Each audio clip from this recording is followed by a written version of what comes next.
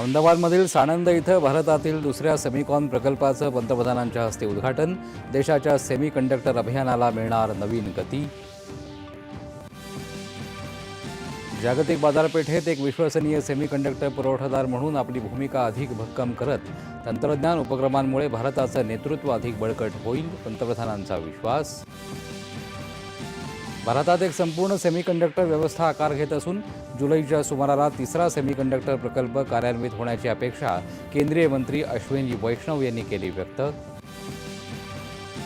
गांधीनगरमध्ये पंतप्रधानांच्या हस्ते सम्राट संप्रती संग्रहालयाचं उद्घाटन।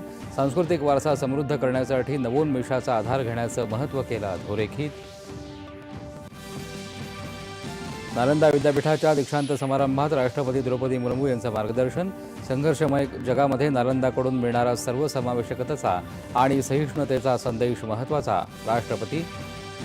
इराणसोबत युद्ध थांबवण्यासाठी लवकर ऊर्जा करार झाला नाही तर इराणच्या ऊर्जा प्रकल्प आणि महत्त्वाच्या सुविधांचा विनाश ओढवू शकतो, अमेरिकेचे राष्ट्राध्यक्ष डोनाल्ड ट्रम्प यांचा इशारा।